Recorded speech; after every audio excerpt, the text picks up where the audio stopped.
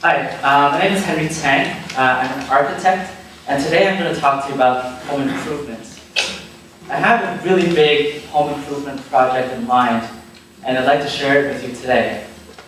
It's about the size of a planet, and let's start a little bit smaller and consider homes in general. First of all, you all know what is the difference between a house and home. You could say that a house is the physical structure in which you inhabit, and it is consisted of floors, walls, windows, doors, and a roof. But what is a home? A home is all of that, but it's more than that. It's where you can find peace, comfort, and belonging. So I'm an architect, and I think about the built environment. And I think about how to make places like our homes a better place to live in, a better home.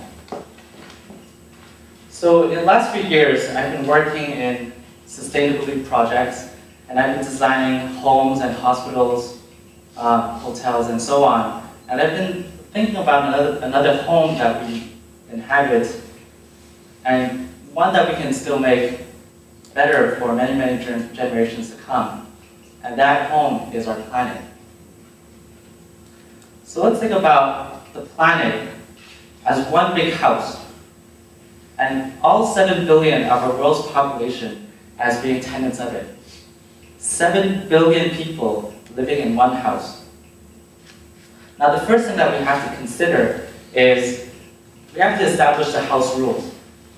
What are the house rules, and what do we have to abide to live in this house?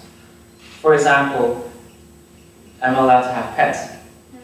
I'm allowed to smoke.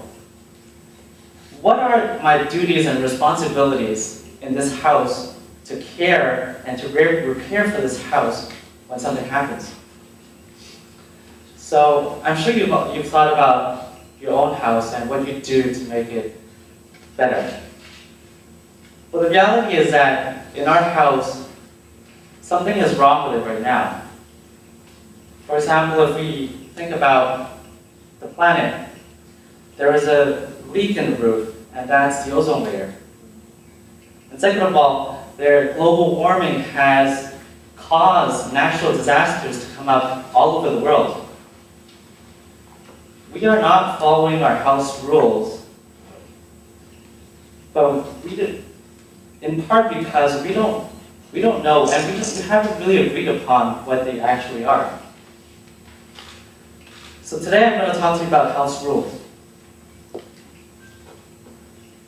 So talk about the planet. This is the situation right now. Global warming is caused by the emission of greenhouse gases. One of the main greenhouse gas is carbon dioxide. We are 7 billion people in the world right now, and we're producing 9 billion metric tons of carbon dioxide. 9 billion metric tons of carbon dioxide is coming from basically 3 big industries. One is buildings, coming from heating and lighting of buildings. Second of all is transportation, coming from cars, buses, airplanes, and so on. But the most important of all is industries. Industries meaning that whatever we produce, whatever we make in factories, that's creating 75% of our total greenhouse gas emissions.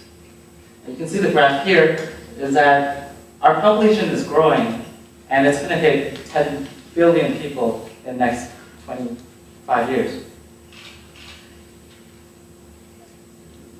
Our greenhouse gas emission is keeping on growing, and the concentration of that carbon dioxide in our atmosphere is also growing.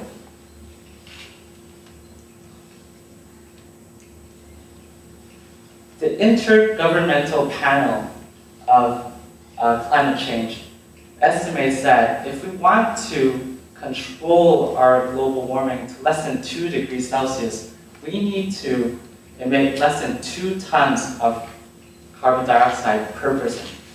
2 metric tons, that's the key number. So what is actually 2 metric tons of carbon dioxide? So I calculated my own carbon footprint just to see how I measure up. Me as a Canadian, we produce 20 metric tons of carbon dioxide. That's 10 times what they are saying we should be producing. So why are we producing so much?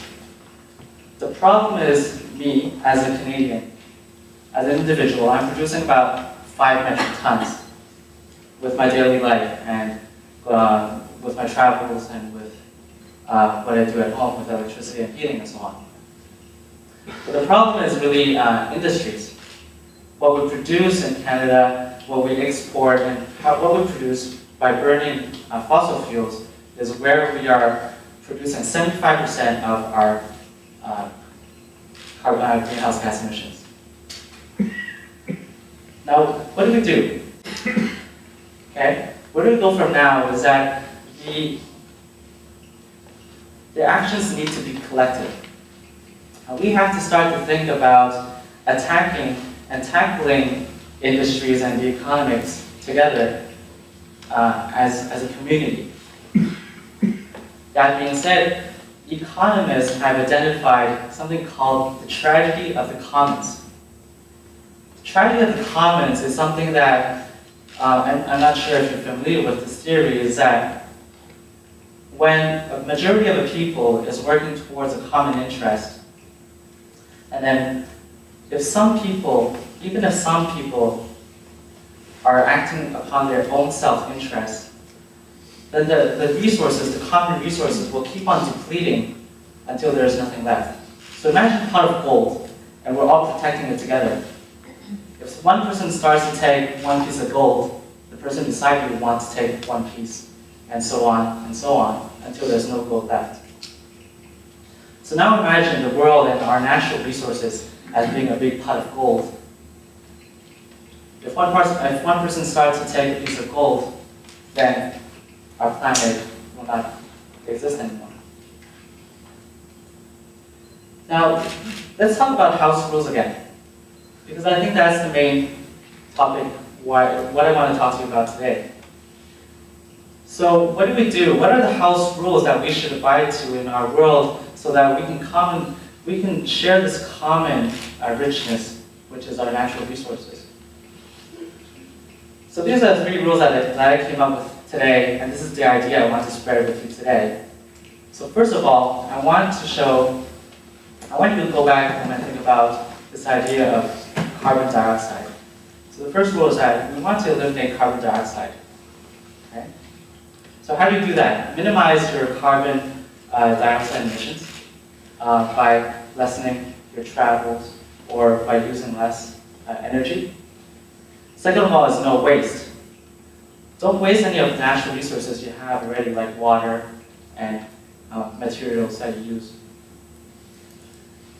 But also think about the things that you throw in the garbage can, and think about what's going into landfills, and think about reducing that waste. But third of all, and most importantly, no boundaries. What I mean by that is that we should not be blocked by the vision, by this will of acting, by the divisions that we have as nations and communities. Let's take down those walls that divide our self-interest and work together towards a common interest.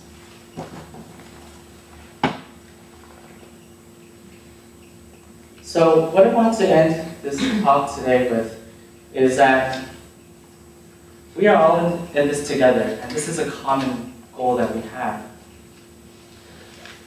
The idea is that this is the house that I've designed, and the dream I have is really to design a house where we all live in, a planet that we all live in, that does not have walls, and that we all are dots living in a house that is basically